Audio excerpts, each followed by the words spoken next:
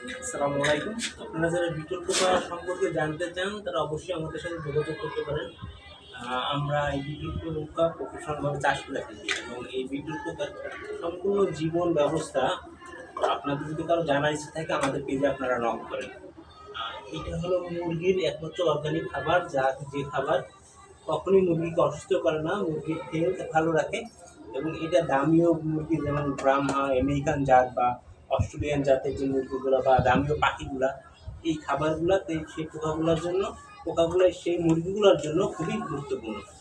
এটি একটা মুরগির 40 থেকে 60% প্রোটিনের অভাব পূরণ করে এবং ন্যাচারাল একটা বন্য মুরগি বা বন্য পাখির বনের যে পরিবেশ পায় এই খাবারটা সেই চাহিদাটাই পূরণ করে। তাই আপনাদের যদি কারো প্রয়োজন হয় তাহলে আপনারা আমাদের সাথে যোগাযোগ করেন। ভাই এটা খাইলে কি মুরগি কি মোটা হয়ে যাবে? ভাই এটা মূলত মুরগির রোগ প্রতিরোধ ক্ষমতা বৃদ্ধি করে এবং এর স্বাভাবিক গ্রোথ বৃদ্ধি করে। এটা রাসায়নিক খাবার থেকে মুরগিকে রক্ষা করে এবং এটা মূলত অর্গানিক যারা মুরগি পালন করতেছে, অর্গানিক অর্থে কেমিক্যাল মুক্ত, তারাই শুধু এই খাবারটা ইউজ করে।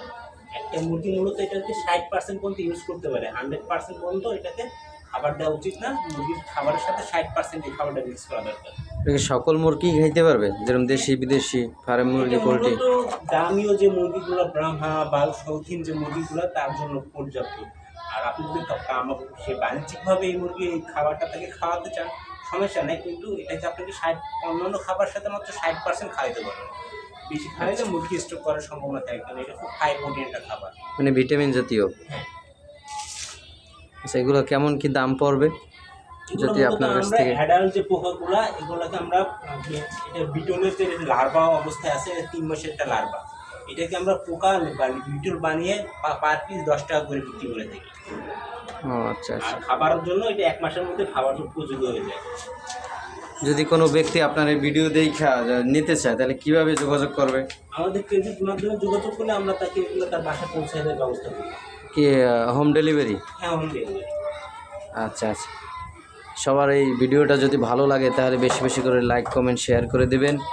এবং বিশেষ করে এই যে একটি খাবার, এটা একটা ন্যাচারাল খাবার, যেটা আমি এই দেখলাম এই ফার্স্ট, কিন্তু এটা আগেও ছিল কিন্তু সচরাচর পরিচিত না।